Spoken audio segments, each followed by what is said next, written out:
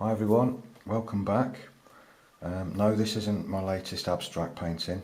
It's going to be a demo about watercolour glazing and how to create shadows in watercolour. I've had quite a lot of questions actually, particularly about glazing, since I've been doing the pencil and wash technique. Some of the questions that have been asked is simply, what is glazing? What's its purpose? What's the difference between glazing and a wash? Well, that's a good question actually. I mean, what is the difference between glazing and a wash? Well, very simply, the word wash just means paint that we apply to the paper. Wet paint that we mix in the palette. Well, these are washes. These are just flat washes, and then we apply the paint to the paper, and we just use the term. It's a watercolour wash. So glazing is pretty much the same thing, but it's more or less a subcategory of a wash, if you like. What glazing means is it's a wash in exactly the same way. We mix it on the palette and then we apply it on the paper, but what we're doing is we're applying it over another colour and we're keeping the wash very, very, very diluted down, very watery, so that the colour underneath actually shows through the glaze that we put on top. So, what's the purpose of glazing then? Well, we can adjust the colours that we put down, we can create shadows, we can make things go further away into the distance and come more forward into the painting. As you know, cooler colours tend to recede into a painting and warmer colours tend to bring things more forward. So we can use glazing just to cool things down and warm things up. And just generally build up on the initial washes of colour that we put down. So I'll just show you a few things. I'll just bring my palette into the to the frame. It's not my usual palette. I've set this up because I've got a commission painting which I'm doing at the minute for somebody, and they wanted all artist watercolours. So I've got tons of artist quality half pans, so I just set this palette up just to sort of do that painting and to use up some of the paints that I've got, but I'm going to use it today just for this. So as you can see, I've got a few colours already mixed up on there. That's Windsor Red, that's Ultramarine Blue, and that's Windsor Lemon, and that one is Sap Green. And it's the same just here. That's Windsor Red, that's French Ultramarine, Windsor Lemon and Sap Green, and these two, that's a combination of these two colours, and that is a combination of those two colours. And these are, the three primaries and the green mixed on there. And I'm just going to simply just glaze with these just to show the effect of glazing. Okay. So let's start with the red. If we go over that with, can you see how watery that is? If we go over that with some French Ultramarine, very watery. You can see the white of the palette through it, look, very watery indeed.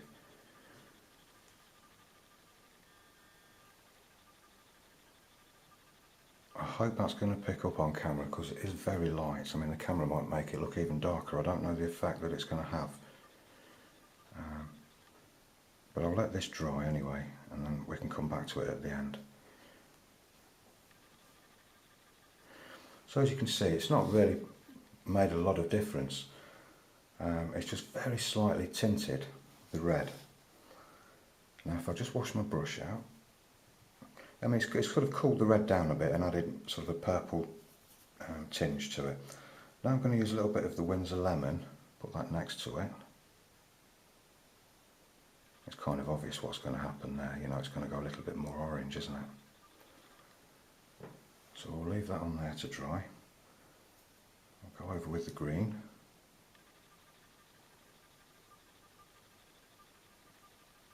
You can actually make these stronger. They don't have to be as weak as this. You can sort of vary them a little bit. Now if I do the same again on the blue, use a little bit of Windsor Red.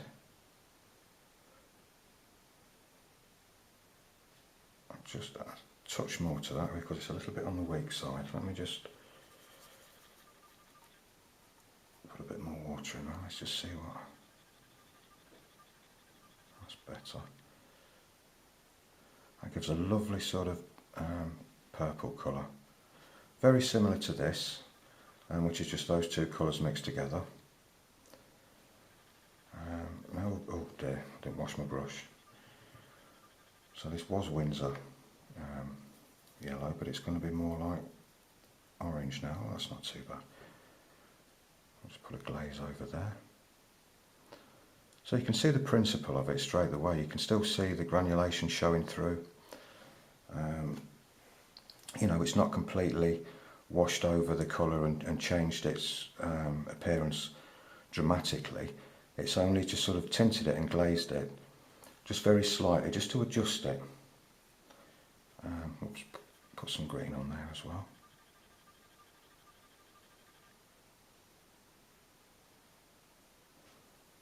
Let that dry. And the yellow, we should see some difference on this one.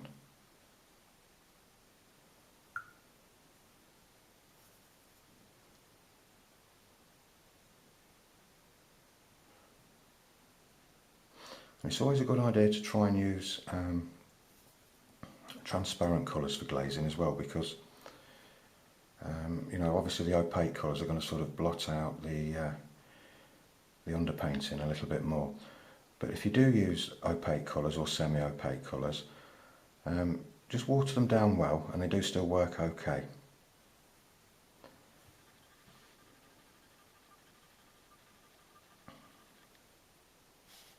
Oops.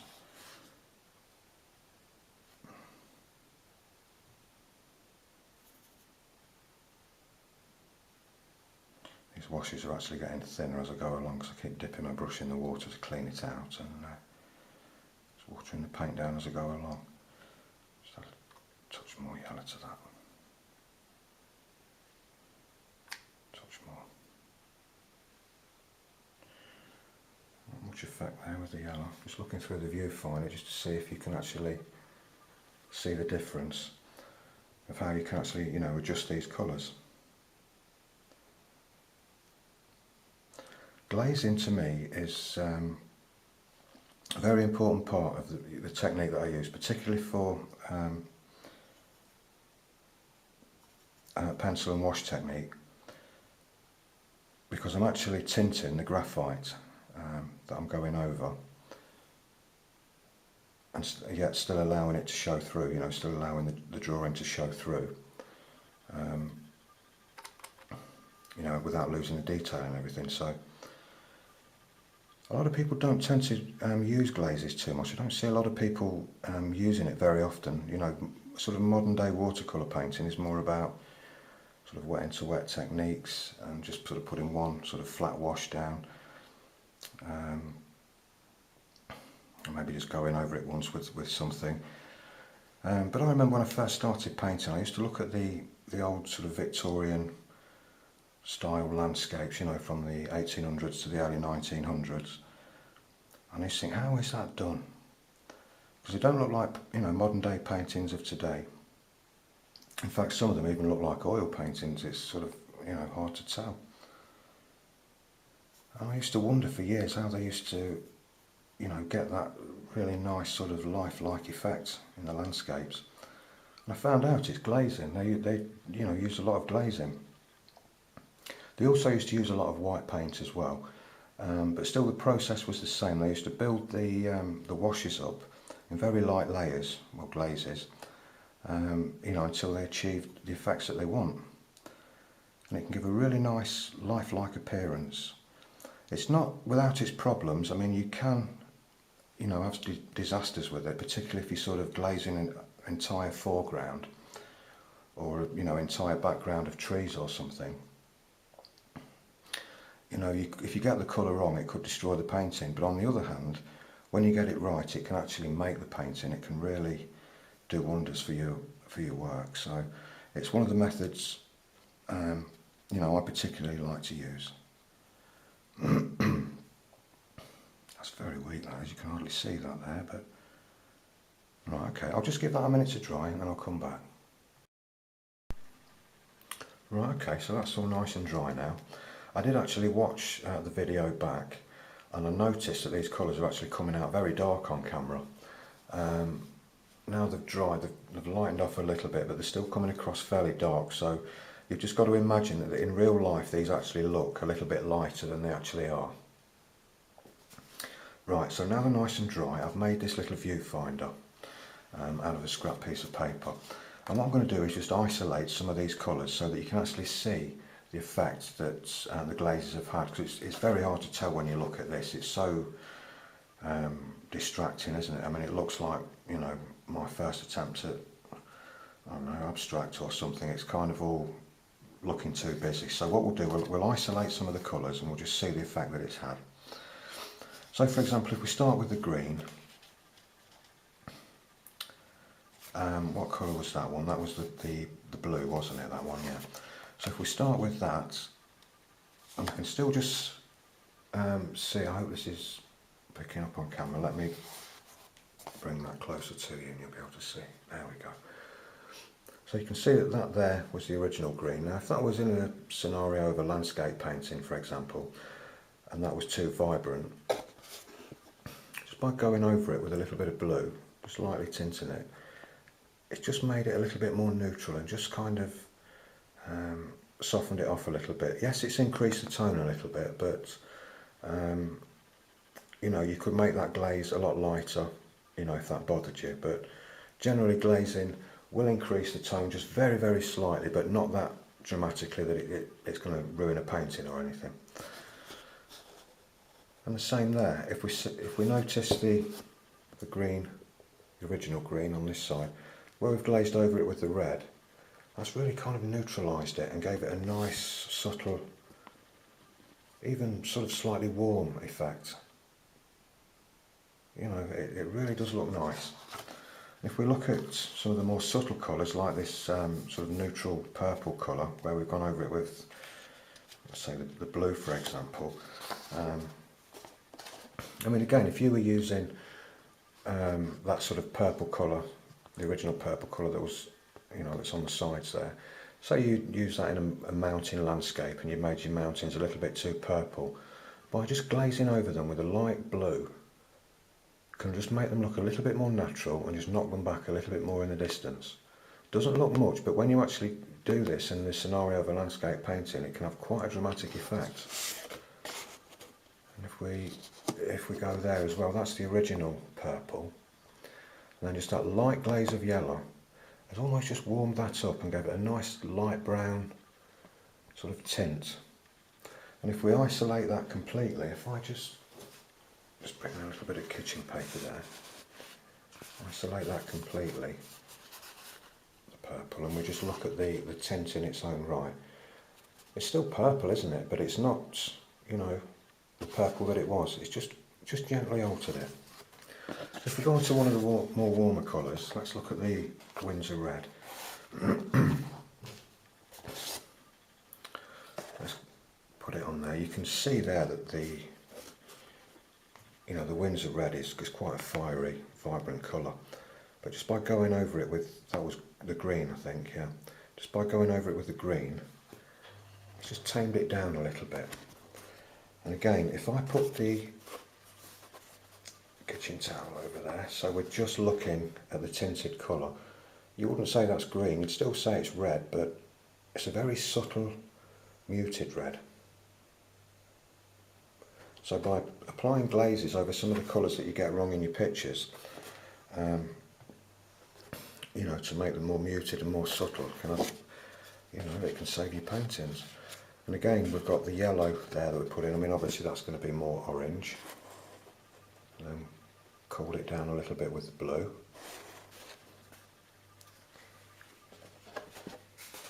If we look at the blue, the first one was green. Again, if you're using blue in backgrounds, you've got some blue hills in the distance or something like that, and they just look a little bit too artificial, by just tinting them over lightly with green. Let me just put the kitchen towel over. You can see we've got a nice muted, sort of subtle, almost greeny tint blue, which is really nice for landscape painting. And again, we've got the nice purple, purpley blue colour there, which is a nice shadow colour. So you don't have to actually mix, you don't have to just use one colour to glaze over. I mean, I've used these colours, you know, the primary colours, and I've just literally glazed over them with primary colours. I've not really mixed any colours together. But it doesn't mean you have to glaze like that. What I generally do is keep things a whole lot more subtler. For example, if I'm glazing over a green foreground, I might use yellow and green mixed together just to unify everything and bring everything together, but yet add a little bit of warmth to it. You see, that's another purpose of glazing. It will unify things and bring colour harmony to the entire painting. I do know artists that do literally glaze the entire painting when they're finished, and some people just glaze entire foregrounds or just a background or both, but in different colours, or just certain areas of the painting. The choice is yours. There's so many options with glazing. You know, it's incredible, and I still don't know why more artists aren't using this method. Like I say, it was, you know, big many years ago, you know, Victorian times, and I do still see some artists using this, some professional artists still kind of use this method, but it seems to have fallen out of favour from modern day painting, which is a shame, because I think it's got so many possibilities, and it's just a very underrated method. It's a shame really that more artists aren't using it. But anyway, what I wanted to show you was another purpose of glazing, which is for shadows. Alright, I'll just quickly, let me move that out of the way, that's distracting. I just quickly painted in this little cottage here. It's nothing special. All it is just a very flat wash of yellow ochre, sort of a grey tiled roof, just to show you the effect of shadows, and how you can use glazing to create shadows in watercolour.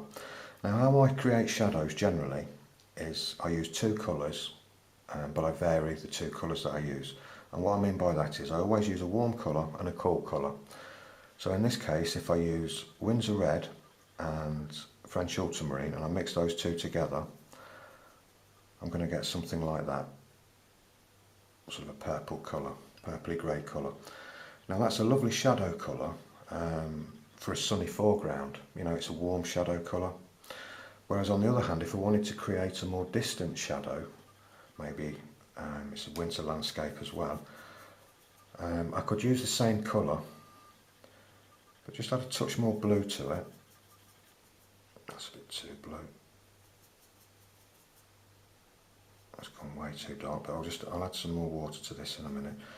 So you can adjust the temperature of the shadows by just using two colours, a red and a blue. It doesn't have to be Windsor Red or French Ultramarine.